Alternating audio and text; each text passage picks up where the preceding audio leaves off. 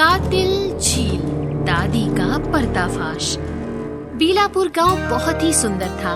लोग भी सीधे साधे ही थे और जैसे गांव के लोगों को डॉक्टर से ज्यादा तांत्रिक पर विश्वास होता है, बीलापुर में भी ऐसा ही था।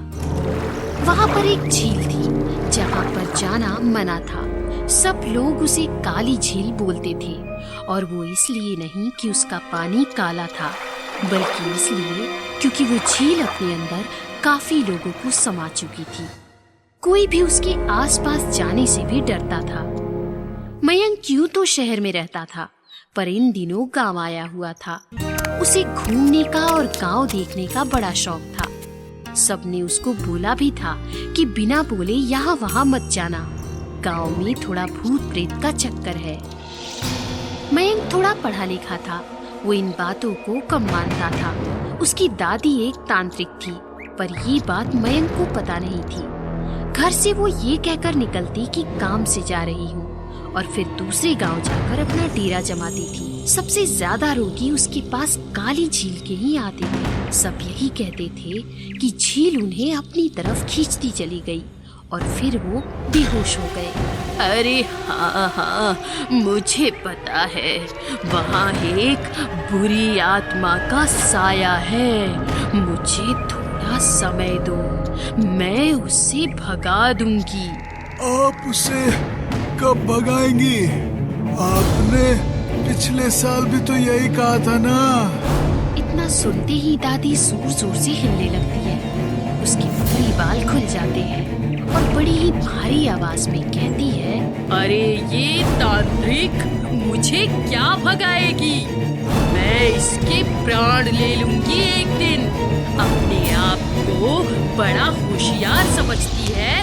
ये देखकर सब डरकर भाग जाते हैं। वो दादी बेहोश हो जाती है। थोड़ी देर बाद वो घर आ जाती है। अरे दादी, कहाँ जाती हो रोज रोज? ऐसा भी क्या है? अरे कुछ नहीं, पुरानी सहेलियां रहती हैं दूसरे गांव में, उनसे मिलने चली जाती हूँ। इतना कहकर वो घर के अंदर काम करने चली जाती है। इधर मयंक भी यूं ही घूमने निकल जाता है। घूमते घूमते वो काली झील के पास पहुंच जाता है। देखने में वो झील कुछ अजीब सी लग रही थी। किसी का सर, किसी का पैर नदी के कोने में तैर रहे थे। उसके ऊपर हरी हरी जमी हुई काई और उसकी बदबू झील को और भी डरावना बना रही थी। वो वापस घर जाने लगता है, पर अचानक पता नहीं क्या होता है। उसे लगता है जैसे कोई उसके दोनों पैर झील में खींच रहा हो।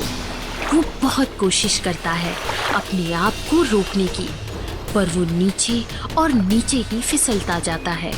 वो इतना डर जाता है कि बेहोश हो जाता है। जब उसको होश आता है, वो अपने घर के बाहर सोया हुआ होता है। उसे समझ ही नहीं आता कि क्या हुआ। वो अपने कपड़े देखता है, वो भी सही सलामत होते हैं। वो सोचता है कि सपना ही होगा और इस पर सोचना छोड़ देता है। थोड़ी देर में जब उसकी दादी आती है, वो उनको पूरी बात बताता है।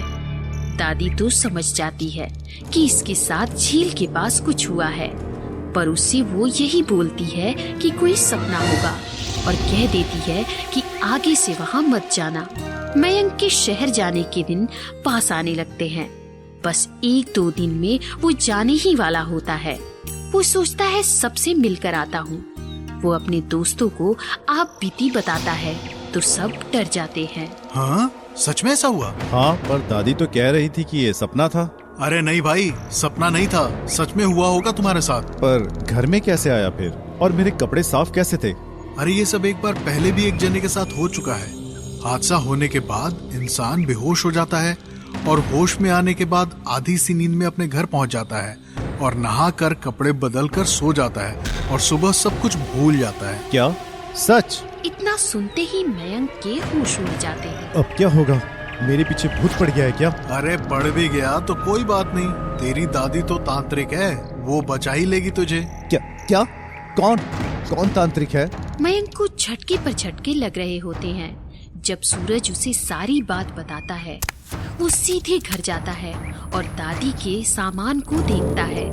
उसे जल्द ही समझ आ जाता है कि उसकी दादी तांत्रिक है। वो उन पर नजर रखने का फैसला करता है। अब उसका पूरा ध्यान दादी पर होता है। जब रात आती है वो देखता है कि दादी चुपचाप घर से निकल जाती है। वो भी उनका पीछा करता है। वो ये देखकर दंग रह जाता है कि उसकी दादी काली झील के पास आकर रुक गई है। वो पानी में एक पत्थर फेंकती है और पास से एक आदमी निकलकर आता है। जी मालकिन, मैंने वैसा ही किया जैसा आपने बोला था। अरे पागल, वो मेरा पोता था, उसको क्यों फंसाया? अरे मुझे क्या पता, आपने ही तो कहा था कि झील का डर बना कर रखना है, जिससे आपकी तंत्र विद्या चलती रहे और लोग डर कर आपके पास आते रहे। हाँ हाँ, वो ठीक है। अभी मेरे पास बहुत कस्टमर है, धंधा अच्छा चल रहा है। बस ये पोते वाली चीज थोड़ी गड़बड़ हो गई। अच्छा हाँ सुन, यहाँ पर थोड़े नकली नर कंकाल और डाल दे और किसी किसी पर लाल निशान लगा दे, जिससे ये लगे कि ये खून है। ये मैं कर दूंगा। आप ये बताओ, आपके पोते ने आपको सब बताया होगा ना?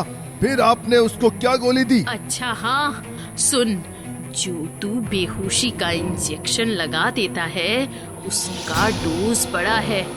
मयंक को बहुत जल्दी होश आ गया था और जिन 2 लोगों को तूने नहलाकर घर छोड़कर आने का काम दे रखा है उनको भी बोल जरा संभल कर काम किया करे।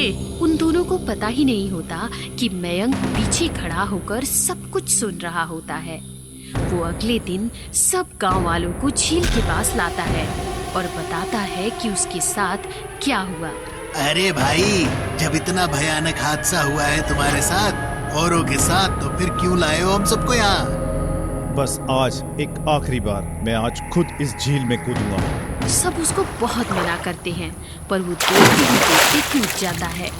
सबको लगता है कि वो अब कभी वापस नहीं आएगा, पर थोड़ी ही देर में सही सलामत निकल जाता है। सब हक्की बक्की एक दूसरे को देखते रह जाते हैं। अरे भाइयों, ये तो चमत्कार हो गया, ये सही सलामत निकल आया।